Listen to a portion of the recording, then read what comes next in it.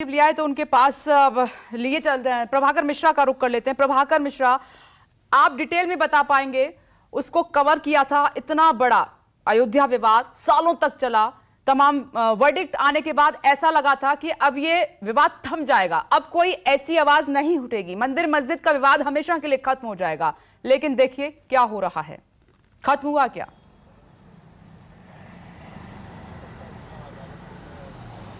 Vipnesh, supreme court ने जब फैसला सुनाया था तो उसमें खास तौर पर प्लेसेज ऑफ वर्शिप एक्ट का जिक्र किया था।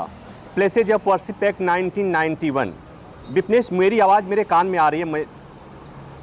हम सुन पा रहे हैं प्रभाकर मिश्रा, आपको आप बोलिए, आपकी आवाज हम तक ठीक पहुंच रही है। जी, तो सुप्रीम कोर्ट ने अपने फैसले में प्लेसेज ऑफ वर्शिप एक्ट का जिक्र किया। 1991 में वो कानून आया था। उस कानून का प्रावधान ये थे कि 15 अगस्त 1947 को जिस भी धार्मिक संस्था उसका मंदिर हो या मस्जिद हो, उसका जो धार्मिक कैरेक्टर होगा उससे कोई छेड़छाड़ नहीं किया जाएगा। ये एक्ट 1991 में आया था और उसमें केवल अयोध्या को छोड़ दिया गया था, क्योंकि अयोध्या के मामले में मुकदमा चल रहा था। और सुप्रीम कोर्ट ने जब ये फैसला सुनाया अयोध्या के मामले में, तो कोर्ट ने कहा कि इस कानून का रिस्पेक्ट किया जाना चाहिए, और क्योंकि ये कानून देश के सामाजिक सौहार्द के ताने बाने के लिए बहुत ज़रूरी है। लेकिन विपनेश, एक बात और मैं उस पर जोड़ूं, वो ये कि जब इलाहाबाद हाई कोर्ट ने अयोध्या मामले में फैसला दिया, तो उस बेंच के जज जस्टिस डीवी शर्मा ने एक बात कही थी कि despite this places of worship act, धार्मिक विवाद अदालतों में आ सकते हैं और उसकी सुनवाई हो सकती है। सुप्रीम कोर्ट ने उसको मना किया था, सुप्रीम कोर्ट ने कहा था कि ऐसा नहीं किया जा सकता। तो फिर सवाल ये उठता है कि जब कानून है, प्लेसेज ऑफ वर्शिप एक्ट है, सवाल ये उठता है कि जब देश की सबसे बड़ी अदालत ने कह दिया कि प्लेसेज ऑफ वर्शिप एक्ट का सम्मान होना चाहिए और कोई धार्मिक विवाद दोबारा इस तरह से नहीं आना चाहिए, फिर ये क्यों होता है? ये सवाल जानने और समझने की ज़रूरत है, क्योंकि चूंकि देश के तमाम कानूनों को अदालत में चुनौती दी जा सकती है और दी भी गई है, और अदालत ने उन कानूनों को रद्द भी किया है या बदलाव भी किया है। तो जैसे ही अयोध्या मामले का फैसला आया, प्लेसेज ऑफ वर्शिप एक्ट को सुप्रीम कोर्ट में चुनौती दे दी गई और ये कह दी गई कि ये मनमाना एक्ट है और इससे हिंदुओं को उनके पूजा के अधिकार से, उनके धार्मिक स्मारकों के अधिकार से, मंदिरों के अधिकार से वंचित करने वाला एक्ट है, इसलिए उस पर पुनर्विचार होना चाहिए। सुप्रीम कोर्ट में मामला पेंडिंग है विपनेश। और उसके बाद एक बात और महत्वपूर्ण है कि जब उस एक्ट में ये लिखा हुआ है कि 15 अगस्त 1947 को जिस मंदिर या मस्जिद की जो धार्मिक चरित्र होगा वही बरकरार रहेगा, तो फिर सवाल वही उठता है कि पहले फिर तो देखना पड़ेगा कि 15 अगस्त 1947 को ज्ञानवापी का कैरेक्टर क्या था।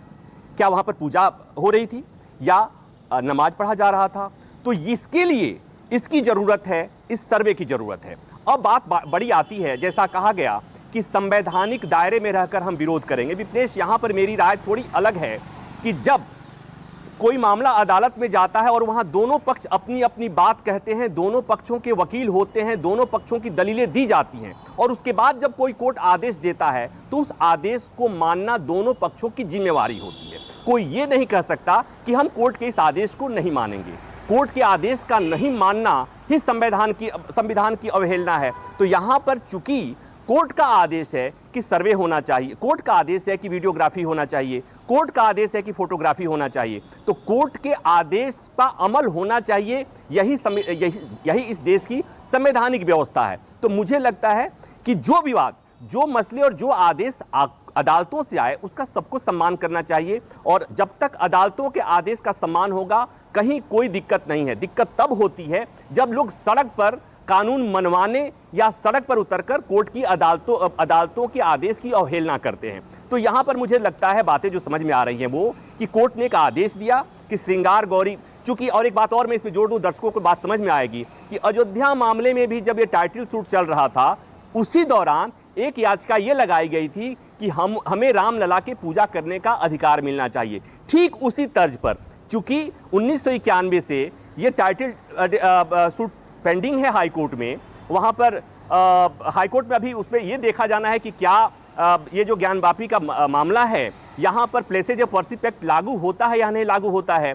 तो लेकिन वो भी पेंडिंग है। इस बीच में एक नई याचिका आती है और वहाँ पर ठीक उसी तर्ज पर मांग की जाती है जिससे अयोध्या में मांग की गई थी कि रामलला के पूजा करने का हमें अधिकार मिलना चाहिए। उसी तरह से यहाँ कहा गया कि श्रृंगार गौरी मंदिर में पूजा, वहाँ पर पूजा करने का अधिकार होना चाहिए, श्रृंगार गौरी का और बाकी जो विग्रह हैं उनका पूजा करने का अधिकार होना चाहिए। तो मुझे लगता है कि अदालत का एक आदेश है और संवैधानिक व्यवस्था में अदालतों के आदेश का सम्मान होना चाहिए। विवाद अगर नहीं बढ़ाना है तो अदालत के आदेश को मानिए, और चूंकि सुप्रीम कोर्ट कह चुका है कि प्लेसेज ऑफ वर्शिप का एक्ट का रिस्पेक्ट होना चाहिए, तो अदालत ही को देखने दीजिए कि अदालत ये मानती है क्या कि यहाँ पर इस ज्ञानवापी या मथुरा के चरित्र में कोई हेरफेर किया जा सकता है, क्योंकि सुप्रीम कोर्ट ने अयोध्या का फैसला देते हुए साफ कह दिया था कि मथुरा और काशी के मामले में यथास्थिति बरकरार रहेगी। विपनेश।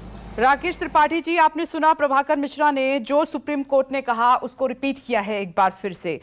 देखिए, लगा था कि इतने सालों से इतना बड़ा मुद्दा चला बाबरी मस्जिद वाला अयोध्या केस, उसका वर्डिक्ट आया, फैसला सबने स्वागत किया, उसके बाद कोई मामला नहीं उठेगा। लेकिन आप देखिए, काशी मथुरा, फिर से ये मामला मंदिर मस्जिद का उजागर हो गया है। तो नमस्कार, मैं हूं मानक गुप्ता। अगर आपको हमारा ये वीडियो पसंद आया हो तो इसे लाइक और शेयर जरूर करें, और हाँ, हमें सब्सक्राइब और फॉलो करना ना भूलें ताकि आप देश और दुनिया की कोई खबर मिस ना करें। चाहे कोई ब्रेकिंग न्यूज हो या कोरोना वायरस से जुड़ी कोई भी अपडेट, पॉलिटिक्स हो या आपकी जेब से जुड़ी कोई खबर, इलेक्शन की कोई न्यूज हो, कोई कंट्रोवर्सी हो या फिर कोई वायरल वीडियो, सब कुछ मिलेगा न्यूज़ 24 पर। तो जुड़े रहिए हमारे साथ और देखते रहिए न्यूज़ 24।